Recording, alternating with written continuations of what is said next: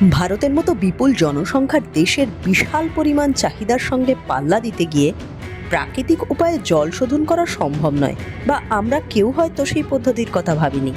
তাই নির্দিষ্ট পরিমাণ ক্লোরিন প্রয়োগ করে জলকে শুদ্ধ করে প্যাকেজ ড্রিঙ্কিং ওয়াটার বানিয়ে খাওয়াই ভারতীয়দের দস্তুর।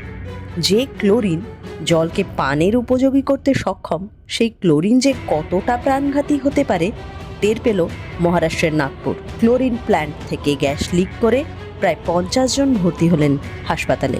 রবিবার রাত 2টো নাগাদ নাগপুরের গোদনি নগর পঞ্চায়েত এলাকার সরকারি জল শুদ্ধিকরণ প্ল্যান্টের ক্লোরিন চেম্বার লিক করে।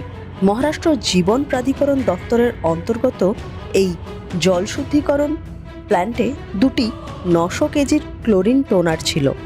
তার একটি থেকেই গ্যাস লিক শুরু হতেই সতর্ক করা হয় প্রশাসনকে। স্থানীয় পুলিশ রাতভর এলাকায় অভিযান চালিয়ে স্থানীয় বাসিন্দাদের অন্যত্র সরিয়ে ফেলার কাজ করে।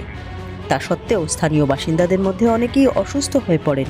বিপর্যয় মোকাবিলা দফতরের সহযোগিতায় বের করে আনা হয় প্ল্যান্টে আটকে পড়া কর্মীদেরও। প্রায় 50 জনকে স্পর্শ হাসপাতালে ভর্তি করা হয়। সকাল পর্যন্ত সমস্ত গ্যাস বেরিয়ে যাওয়ার পর দমকল কর্মীরা সেই টোনার মেরামত করেন।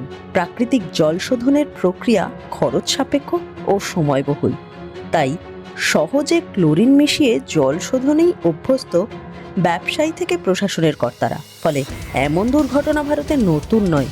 বিপুল জনসংখ্যার কারণে প্রাকৃতিক উপায় থেকে সরে আসার সুফল যেমন আমরা ভোগ করছি, তেমন তার কুফলও বহন করতে হচ্ছে বহু ক্ষেত্রে।